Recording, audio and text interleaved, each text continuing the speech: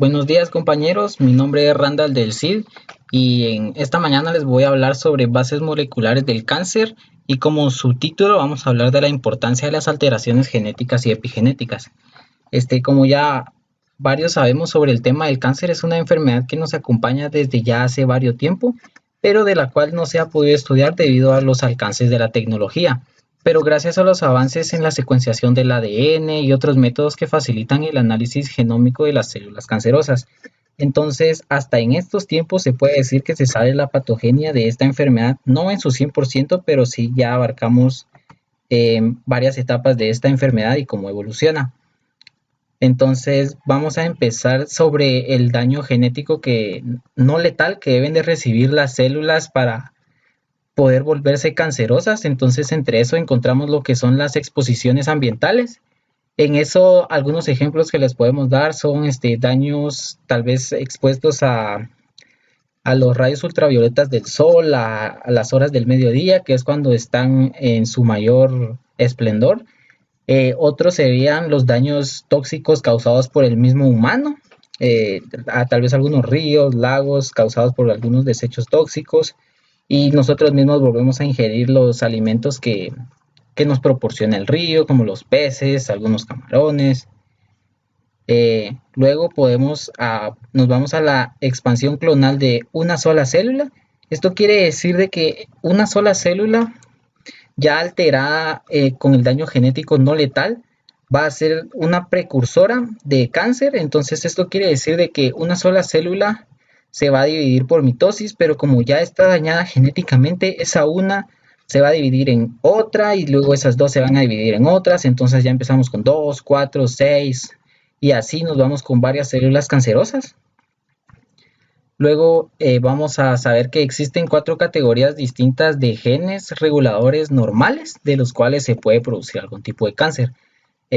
Tenemos a estas 4 categorías enfocándonos primero en lo que son los protooncogenes. Para empezar, los protooncogenes son genes que suelen producir, que suelen suprimir alguna función exagerada o alguna función, más que todo es una función normal exagerada. Como segundo punto están los genes supresores de tumores, que son específicamente para los tumores. Los genes que regulan la muerte celular programada, eso quiere decir la apoptosis, porque como varios sabemos, los cánceres evaden esta apoptosis. Ellos siguen su curso normal, aunque la célula tenga el daño. Y los genes reparadores de ADN. Luego nos vamos a lo que son la carcinogenia se debe a la acumulación de mutaciones complementarias de manera escalonada en el tiempo.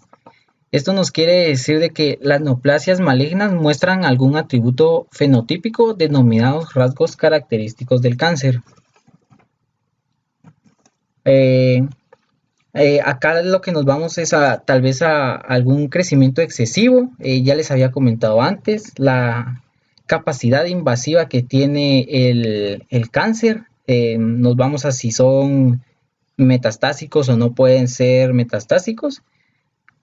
Luego a la segunda nos vamos a lo que es mutaciones que contribuyen al fenotipo maligno denominado mutaciones conductoras. Acá nos vamos a que todo cáncer debe de tener alguna mutación inicial. Como último punto nos vamos a las mutaciones con pérdida de las funciones de genes que mantienen la integridad genómica. Parece construir una etapa temprana y común de la ruta hacia la malignidad, sobre todo en los tumores sólidos. Esto quiere decir de que todo cáncer necesita un tiempo prolongado para que se mantenga. Luego, una vez establecido el tumor, evoluciona genéticamente durante su expansión y progresión bajo la presión de la selección de Darwin. Vamos a agarrar todos estos temas en una imagen, se las voy a presentar luego, solo se los voy a decir. Luego, la selección de las células más dotadas explica no solo la evolución natural del cáncer, sino también los cambios en la conducta tumoral tras el tratamiento. Luego, aparte de las mutaciones del ADN, las aberraciones epigenéticas contribuyen también a las propiedades malignas de las células cancerosas. Entonces, todo eso se puede observar en esta imagen. Acá está el paso número 1 que les dije de las mutaciones iniciales. La célula se encuentra normal, necesita una mutación iniciadora sin que cause un daño en la célula para que se produzca la muerte. Luego ya tenemos la célula dañada.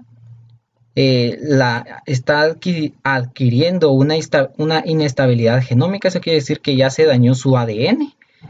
Luego la mutación que afecta a la integración genómica da la precursor de fenotipos mutadores, eso quiere decir que ya se van a empezar a notar los cambios.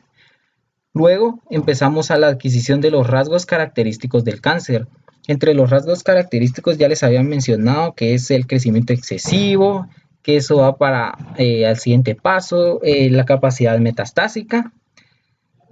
Y luego encontramos a los rasgos celulares y moleculares característicos del cáncer, algo que le mencionaba hace un momento, que todos los cánceres necesitan, se puede decir, tener 8 aspectos. Acá vamos a hablar brevemente de cada uno. Acá está una autosuficiencia de las señales de crecimiento, que esto nos quiere decir que los cánceres o las células cancerosas crecen sin control, no se mantienen en una fase de estabilidad en las células, sino que siempre andan creciendo, creciendo y creciendo y proliferando cada vez más. Luego encontramos la inestabilidad de las señales inhibitorias de las células del crecimiento. Esto va de la mano con lo anterior, quiere decir que la célula misma no expresa las señales para que paren el crecimiento, sino que sigue creciendo y creciendo. Luego encontramos alteraciones del metabolismo celular. Esto quiere decir que ya la célula cancerosa con su ADN dañado no se sabe hacia dónde va a causar su metabolismo. Puede ser más lento, puede ser más rápido. Eso no se sabe porque también hay cánceres que crecen demasiado rápido, otros que crecen demasiado lento.